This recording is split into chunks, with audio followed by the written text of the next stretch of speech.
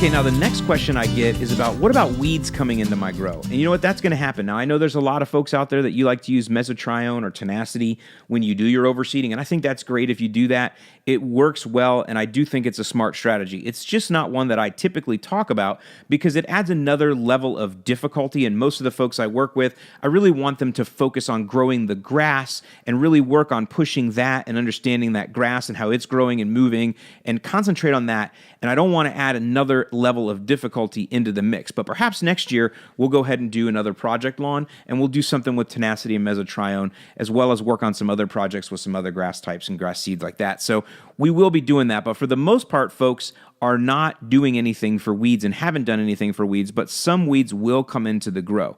So I will tell you that for the majority of you, I will say not to worry about blanket spraying for weeds because the winter is going to be here in just a few weeks, and it's going to go ahead and slow those weeds down in the winter in general, especially if you live somewhere where it freezes over the winter.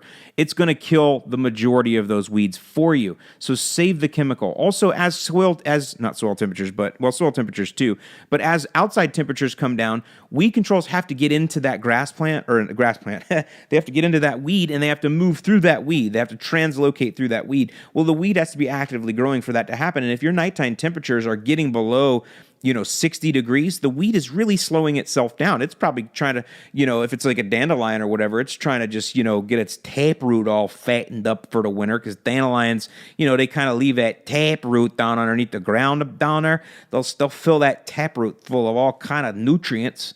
So they're trying to slow down their growth. So, spraying them, you're not going to kill them anyway, right? So I would just let stuff go. Now, I do realize, though, that a lot of you guys are going to lose sleep over the weeds. So there's that human side of it that I understand because, man, sometimes you see your babies getting attacked, and if you got to spray, if you just feel like you do, get some of that ready to spray stuff. It's the, Roundup for Lawns is sold, I think, under the new brand these days, maybe Bio Advanced.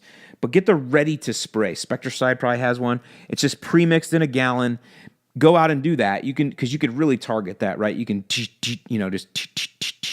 push it in the little weeds if you want to do that. I mean, I get it. If that's going to, help you sleep at night, because I've been there. So I don't want you to think I'm unsympathetic to that. Now, one thing I'll get this time of year often are people will send emails in and they'll say, my Creeping Charlie and Violet problem is really getting bad this fall. And I overseeded, and my grass is 2-3 weeks in now. But man, the Creeping Charlie and the Violets are really taking over. And this is where I kind of talk about, yes, this is a tough one because the best time to kill Creeping Charlie and Violets is in the fall time.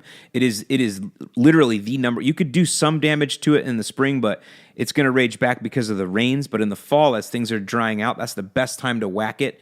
And triclopyr is what you want. Maybe a little 2,4-D overbiter, but triclopyr is really what you want. In a lot of cases, it might take a couple applications, but you could really get a hold of Violets and Creeping Charlie in the fall right now. But you can't do that. You can't use those heavy herbicides on new grass. You're not going to have enough time. I mean, I think the labels will probably tell you can spray after 2 mowings, but I wouldn't do it. I would, especially in a blanket situation. This is where I say you got to look at it kind of like a football team where you got an offensive and a defensive side, and let's say that your team is terrible and they have bad offense and bad defense, and so you've been employed to grow this team and to change it around. Well, you don't have enough money in the budget to get a good solid offense and a good solid defense all in the same year. So maybe what you do is you build your offense first, because you're gonna get a point scoring machine now. For sure, if you don't have a good defense, you may not win many games because you're going to get scored upon. But there's some qualities to going after that first, going on the offensive first. In that a game is very exciting to watch if it's like a big and tall man's pant size, like 42-36. That is a very interesting game. That's a fun game, 42-36, right? So maybe your team isn't winning.